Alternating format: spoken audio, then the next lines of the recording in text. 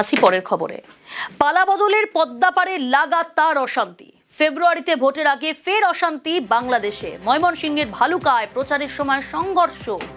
কি পরিস্থিতি তৈরি হয়েছিল, কেন এরকম পরিস্থিতি তৈরি হলো, ঘটনার সূত্রপাত কি নিয়ে জানবো। সান্নিক রয়েছে আমার সঙ্গে টেলিফোন লাইনে। সান্নিক, সেই ময়মনসিংহের ভালুকা উপজেলা, যেখানে এর আগেও আমরা বিধিচন্দ্র দাসের ঘটনা দেখেছি, যেখানে বিএনপির গোষ্ঠীদ্বন্দ্বে সেখানে এক সংঘর্ষের পরিস্থিতি তৈরি হলো এবং বিএনপি মনোনীত প্রার্থী যিনি সামনের নির্বাচনে প্রতিদ্বন্দ্বিতা করবেন তার সমর্থক এবং একজন নির্দল প্রার্থীর সমর্থক যিনি বিএনপি করতেন বলে স্থানীয়ভাবে পরিচিত, তাদের দুই পক্ষের সমর্থকদের মধ্যে সংঘর্ষে প্রায় 30 জনের কাছাকাছি আহত হয়েছেন বলে খবর। রবিবার বিকেল 5টা নাগাদ ঘটনা ঘটে এবং সেই ঘটনার পরিস্থিতিতে কিন্তু রক্তপাতের পরিস্থিতি তৈরি হয় এবং তারপরে এখনো পর্যন্ত গোটা ঘটনায় পুলিশ তদন্ত করে দেখছে বলে জানিয়েছে।